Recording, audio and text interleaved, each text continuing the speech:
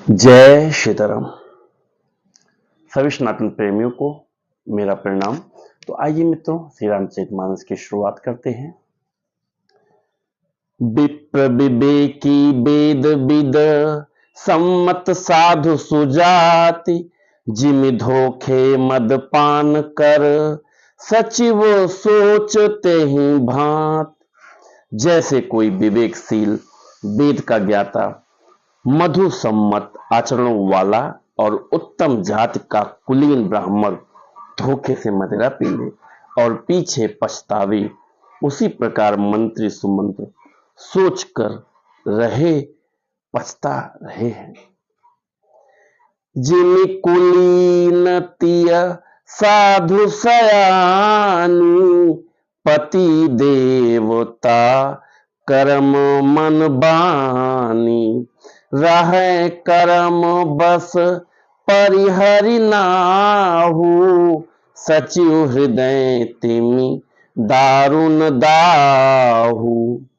जैसे किसी उत्तम कुल वाली साधु स्वभाव की समझदार और मन वचन क्रम से पति को ही देवता मानने वाली पतिव्रता स्त्री को भाग्यवश पति को छोड़कर पति से अलग रहना पड़े, उस समय उसके हृदय में जैसे भयानक संताप होता है, वैसे ही मंत्री के हृदय में हो रहा है।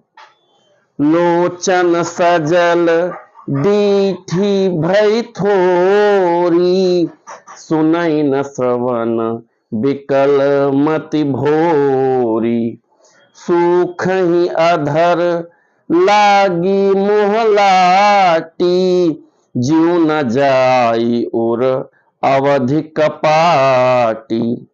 नेत्रों में जल भरा है, दृष्टि मंद हो गई है, कानों से सुनाई नहीं पड़ता, व्याकुल हुई बुद्धि बेठिकानी हो रही है।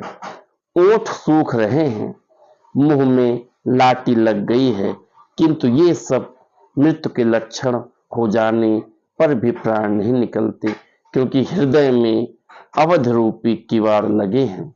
अर्थात 14 वर्ष बीत जाने पर भगवान फिर मिलेंगे, यही आशा रुकावट डाल रही है। विवरण भयों न जाई निहारी, मारे सिमनहु पिता महतारी। हानि गलानी विपुल मन व्यापी, जमपुर पंथ सोच जिमि पापी। सुमंत्र जी के मुख का रंग बदल गया है। जो देखा नहीं जाता, ऐसा मालूम होता है मानो इन्होंने माता पिता को मार डाला हो। उनके मन में राम वियोग रूपी हानि की महान गलानी पीड़ा छा रही है।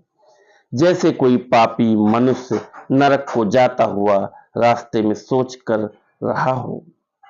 बचनु न आवो हृदय पछताई, अवध कहाँ मैं देखब जाई। राम रहित रथ देखी है जोई, सकुचि मोहि बिलोकत सोई।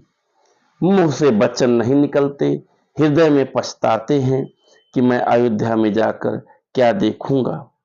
श्री रामचंद्र जी से शून्य रथ को जो भी देखेगा, वही मुझे देखने में संकोच करेगा, अर्थात मेरा मुंह नहीं देखना चाहेगा।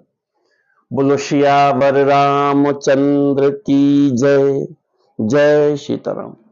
तो मित्रों, आज का हमारा श्री रामचरितमानस का पाठ यहीं पर समाप्त हुआ।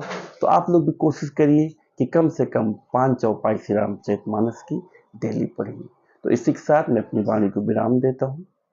बोलो सियावर रामचंद्र की जय। जय सीताराम।